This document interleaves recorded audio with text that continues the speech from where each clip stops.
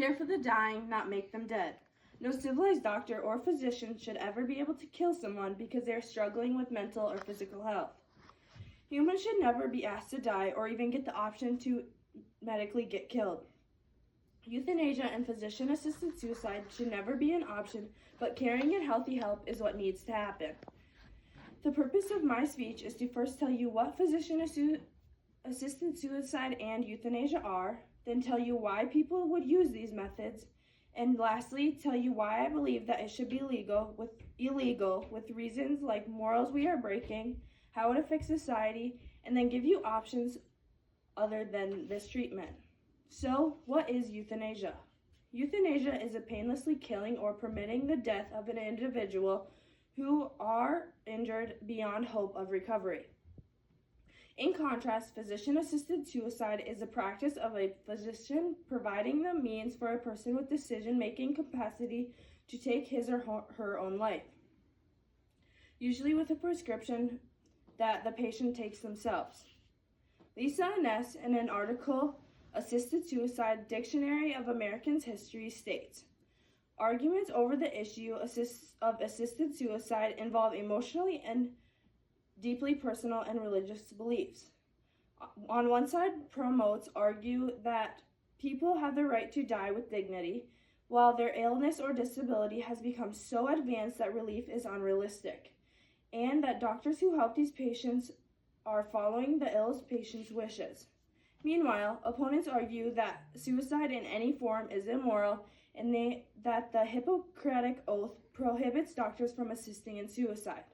First, I will tell you why a person would use euthanasia or physician-assisted suicide. A person can use euthanasia for a few main reasons, like medical illness or emotional suffering. One of the main reasons a person used euthanasia or physician-assisted suicide in the past was cancer. As you know, cancer is one of the worst things a person can come upon in their life. But although no cancer is curable, a lot of new improvements have helped it. But there is still the cancer that leaves people on their deathbed. So with this comes them to choose physician-assisted suicide or euthanasia to end their lives instead of the suffering. But people do not just use these ways of death just for cancer. There is also many other diseases with no cure, one of them being ALS. Another example is from the book Opposing Viewpoints, Euthanasia by Greenhaven Press. Mathede was diagnosed with Waldenström disease at the age of 71 and suffered for 7 years, when it later became very aggressive and her health began to take a big toll. With this, her and her family made the decision to use euthanasia to end her suffering. Next is emotional suffering. This is not only the patient's pain, but also can be the patient's family and friends. Physician-assisted suicide and euthanasia are ways to end emotional suffering. Daniel Sadlek wrote in The Conundrum of Euthanasia for Psychological Sufferers states, requests for euthanasia and assisted suicide on psychological grounds are often preceded by successive mental health system failures. Meaning that if a person is struggling with mental health problems plus other health problems, that nothing else will help, or if they have used other things and they don't work, they are able to request euthanasia and physician-assisted suicide.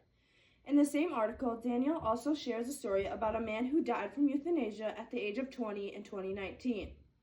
From his reported history, he displayed anger and behavioral difficulties at age 12. This led him to placement in foster homes and youth care institutions at the age of 15.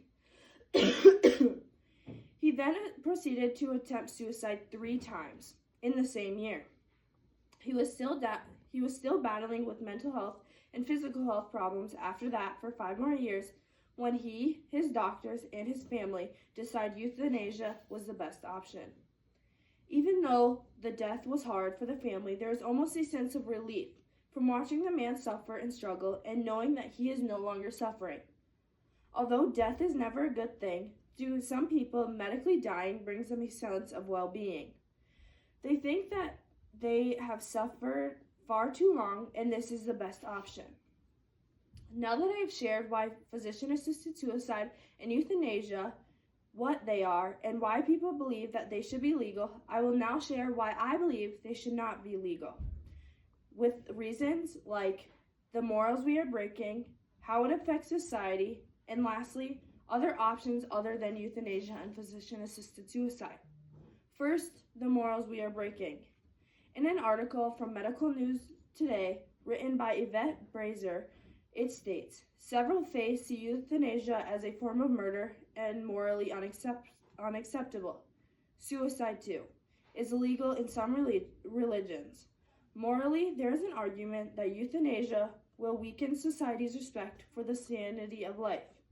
With this is an article from the Christian Concern written in January of 2024 that states, euthanasia, however, would clearly count as a deliberate act of murder and violates the sixth commandment,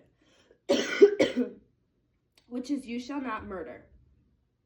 With this being said, anyone that delivers or receives the treatment would be breaking the commandment. I believe that this statement is completely true and it is a deliberate act of murder. Next is how it affects society. Not only does euthanasia and physician-assisted suicide affect the patients, it also affects the society as a whole, and the victim's family, friends, and the doctors that performed. It also has an effect on the medical personnel.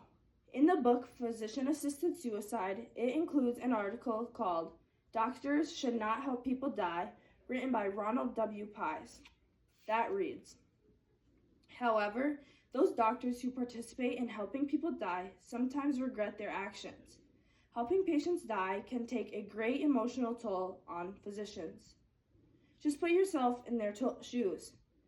You know that would take a toll on you, not just for a little bit, but even a lifetime. Next is family and friends. Again, death is never a good thing. But the thought that they could have lived longer would definitely be a thought in my mind. And with just that, I could definitely have an emotional toll, and you as well. With all this being said, it has such a terrible effect on so many people. And if it would not be a thing, there would be no such thing on the effect. Now I will give you other options, some which include home health and hospice. Living in today's day and age, we have so much medical technology that helps sick people for so long. Whether that is chemo, medication, transfusions, and basically anything that would help someone suffer. So there is no need to kill someone. But as we know, death is a part of the life cycle, but I believe natural death is the only death. In conclusion, as I told you before, euthanasia and physician-assisted suicide are not okay. Death is never a good thing, but forcing it is even worse. In my speech today, I told you what physician-assisted suicide and euthanasia is, why people use it, and then why people think it's legal. Lastly, I gave you reasons why I think it should be illegal, with reasons that include the morals we are breaking, the effect on society and its people, and lastly, other options besides euthanasia or physician-assisted suicide. Again, care for the dying, not make them dead.